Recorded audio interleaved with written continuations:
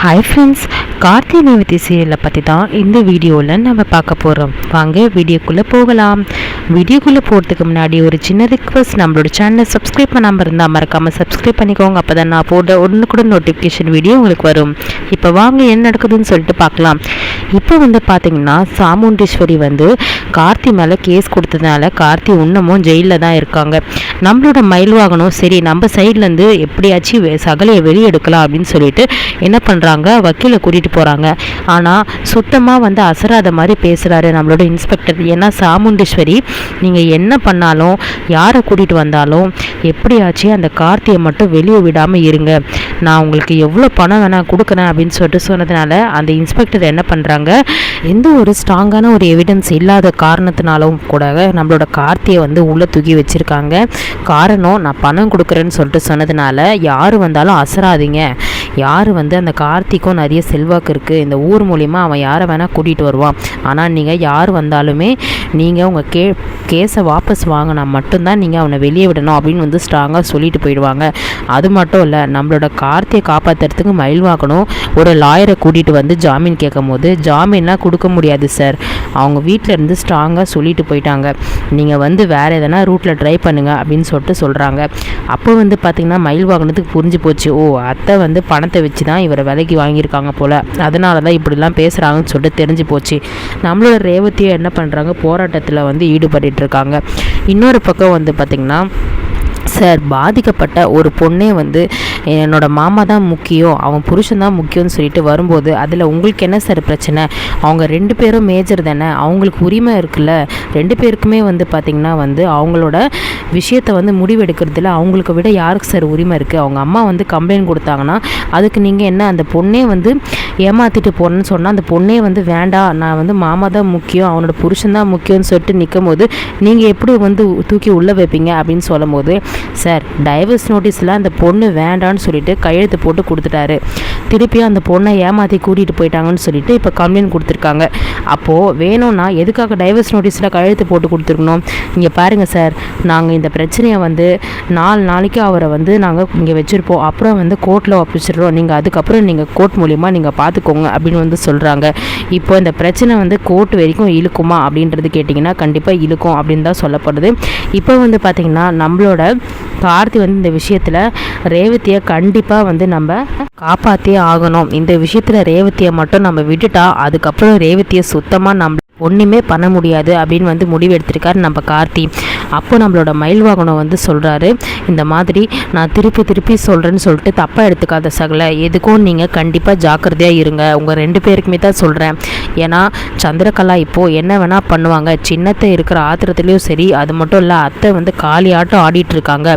இப்போது என்ன சொன்னாலும் சந்திரகலா சின்னத்தை என்ன சொன்னாலும் அதை கேட்டு வெறித்தனமாக அதை செயல்படுத்துறதுல குறியாக இருக்காங்க நம்மளோட அத்தைக்கு இப்போது புரியாத ஒரு நிலைமையில் இருக்காங்க. அதனால் நீங்கள் ஜாக்கிரதையாக இருங்கன்னு சொல்லிட்டு 2-3 தடவை நம்மளோட மயில்வாகனம் கார்த்திகிட்ட சொல்கிறாங்க.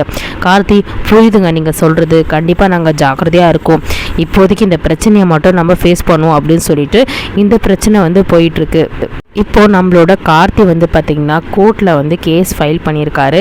இந்த மாதிரி நான் விருப்பப்பட்டு தான், ஆனால் நான் டைவர்ஸ் நோட்டீஸில் கையெழுத்து போட்டேன், ஆனால் ரேவதி இந்த நோட்டீஸில் கையெழுத்து போட்டது அதுக்கப்புறம் இதில் அவளுக்கு எதுவுமே ஞாபகம் இல்லை அப்படின்னு சொல்லிட்டு டாக்டரை வச்சு சொல்கிறதுக்கு மட்டும்தான் இப்போ வழி இருக்குன்னு கார்த்தி சொல்கிறாரு. மயில்வாகனத்துக்கிட்ட பேசும்போது நீங்கள் கால் பண்ணி அந்த டாக்டரை வர சொல்லுங்கள், ஏன்னா ரேவதியோட மனநிலை என்ன ஆச்சுன்னு தெரிஞ்சால் மட்டும்தான் இந்த கேஸ் எடுப்படும்.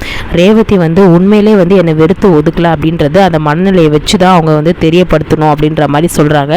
இப்போ பார்த்தீங்கன்னா அந்த டாக்டரோட பொண்ணும் அங்கே வராங்க.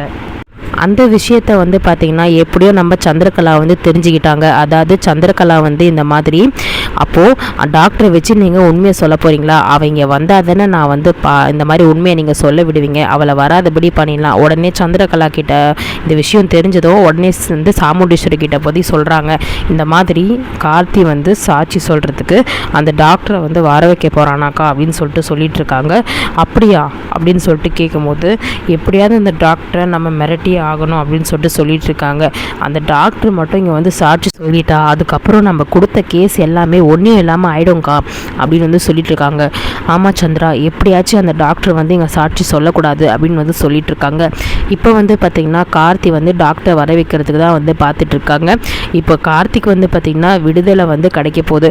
கார்த்தி வந்து வெளியே இருந்து எப்படியாவது இந்த கேஸை முடித்து ரேவதி கழுத்தில் தாலி கட்டுறதுக்கு வந்து பார்த்துட்ருக்காரு.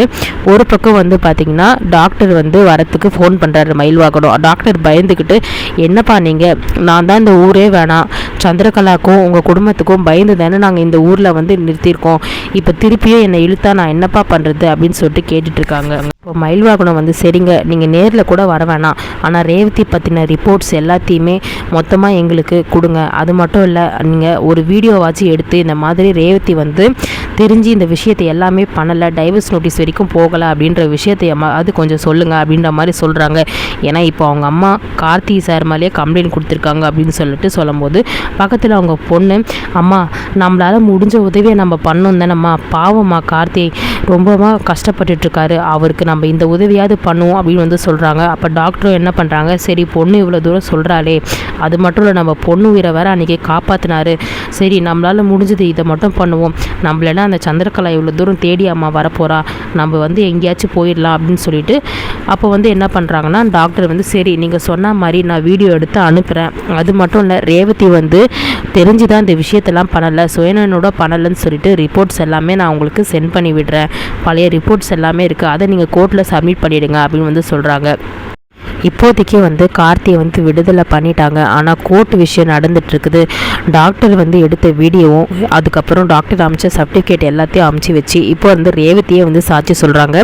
நடுவில் நான் எல்லா விஷயத்தையும் மறந்துட்டேன், அதுக்கான ரிப்போர்ட்ஸை வந்து நான் கொடுத்துருக்கேன், எப்படியாச்சு என்னோட மாமா தான் எனக்கு முக்கியம், என்னோட புருஷன் கூட என்னை சேர்த்து வச்சுருங்க, இந்த டைவர்ஸை வந்து நான் ஒத்துக்கவே மாட்டேன், நான் வந்து வாபஸ் வாங்கிக்கிறேன் அப்படின்னு வந்து சொல்கிறாங்க.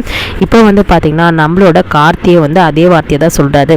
ஆமாம், என்னோட ரேவதி தான் இப்போதைக்கு எனக்கு முக்கியம், ரேவதி வந்து தெரிஞ்சு இந்த விஷயத்தை எல்லாமே பண்ணலை, தெரியாமல் பண்ணதுனால தான் எங்கள் வாழ்க்கையில் குழப்பம் நடந்து போச்சு, ஆனால் அதை வச்சு அவங்க அம்மா வந்து பகைன்னு சொல்லிட்டு எங்கள் 2 பேரையும் பிரித்து வச்சுட்டாங்க, எங்கள் 2 பேரையும் ஒன்று சேர்த்து விடுங்கன்னு சொல்லிட்டு நம்மளோட கார்த்தியும் சரி இதே வார்த்தை தான் சொல்கிறாங்க.